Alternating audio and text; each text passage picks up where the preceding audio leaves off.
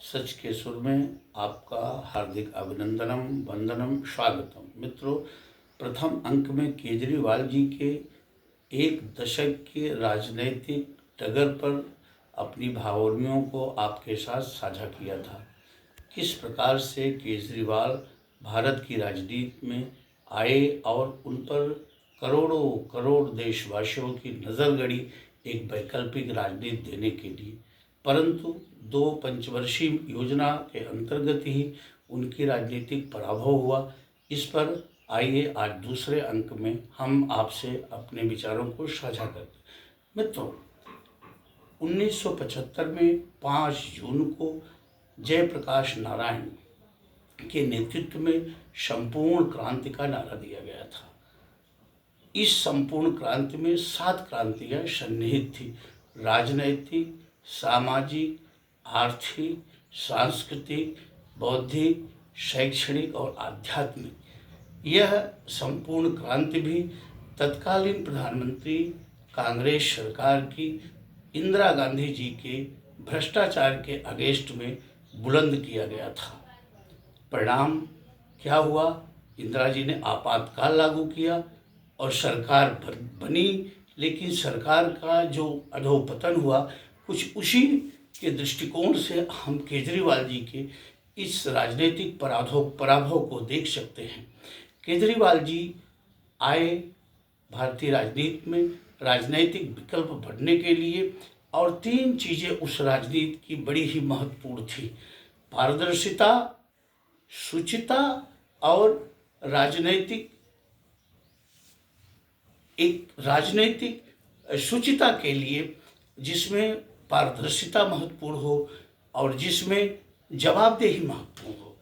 परंतु आप देखें किस प्रकार से केजरीवाल जी का स्वाभिमान अभिमान में एक एक करके बदलता चला गया, और जो केजरीवाल 2 BHK के फ्लैट की बात रहते थे, वो शीश महल में बदल गया। वैगनार से चलने वाले किस रेंज में पहुंच गए, सारे VIP कल्चर उनके प्रांगण में प्रविष्ट हो गया। आम जनता झुग्गी झोपड़ियों में रहने वाले जो सपने बुने थे जिस केजरीवाल जी को लेकर के, वो एक एक करके तार तार होते गए। मित्रों, मैं मानता हूँ कि राजनीतिक डगर बड़ी ही रपटीली होती है, बड़ी ही शर्पीली होती है, परंतु जब हमारी नीति और नियत दोनों में खोट हो जाए तो परिणाम वही ढाक के 3 पात होता है। कुछ ऐसा ही हुआ, क्योंकि जब भी राजनीति में हम कोई नया कदम बढ़ाने का प्रयास करते हैं, हम कहीं न कहीं राजनीति के उस प्रकार के अन्य प्रभावों से प्रभावित हो जाते हैं। जैसे आज भाजपा का हिंदुत्व और राष्ट्रवाद मुख्य एजेंडा है। अगर भाजपा इस अपनी पिच से हटती है तो निश्चित ही वो क्लीन बोल्ड हो जाएगी, लेकिन भाजपा 2014 के बाद से अपने हिंदुत्व और राष्ट्रवाद से नहीं हटी, उसी डगर पर है। तो केजरीवाल जी जो राष्ट्रवाद और हिंदुत्व के मुद्दे पर अपने को लाने का प्रयास किए, वो कभी भी भाजपा की पिच पर सेंचुरी नहीं मार सकते हैं। उनको 20 ओवर मैच खेल करके हेड विकेट होना पड़ा, जैसा कि अभी अभी जो विधानसभा का चुनाव परिणाम आया है उसमें देखने को मिला। इसी प्रकार से अगर हम देखें तो जैसे जैसे कांग्रेस ने अपने सेकुलरिज्म से अपने को दूर किया, कांग्रेस की दशा दयनीय होती चली गई। तो मेरे कहने का मतलब सिर्फ ये है कि केजरीवाल जी अपने विचारों से जो समझौता करते चले गए सत्ता के लिए। सत्ता महत्वपूर्ण है, सत्ता के माध्यम से ही देश का तमाम विकास हो सकता है, अपने सिद्धांतों का विकास हो सकता है, लेकिन सिद्धांतों से समझौता करते हुए, खास तौर पे अपने मूल सिद्धांतों से समझौता करते हुए जब हम सत्ता के लिए अंगड़ाइयाँ लेने लगते हैं तो हमारी वही दशा होती है जो समग्र क्रांति, संपूर्ण क्रांति लोक नायक जयप्रकाश नारायण जी के उन नारों का हुआ था। वही हस इंडिया अगेंस्ट करप्शन, ये नारा केजरीवाल जी ने दिया था।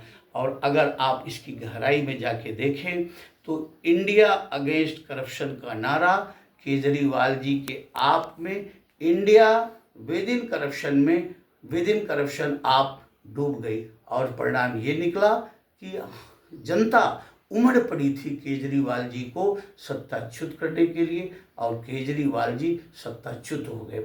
जो भी प्रतिपक्ष है उसके लिए ये एक सबक है।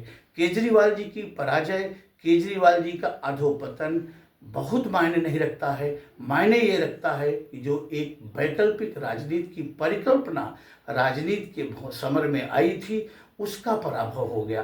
प्रतिपक्ष के करोड़ों करोड़ विचारधाराओं का जो युवान पीढ़ी हमारी आगे चाह रहे थे, उसका पराभव हो गया। तो मैं तो ये मानता हूँ केजरीवाल जी राजनीति के वैकल्पिक स्वरूप को का गला घोंट दिया उन्होंने, और करोड़ों करोड़ देशवासियों के जो सपने थे उसको तार तार कर दिया। मित्रों, यदि मेरा कमेंट आपको अच्छा लगे तो आप मुझे उत्साहित कीजिएगा। जय हिंद, जय भारत।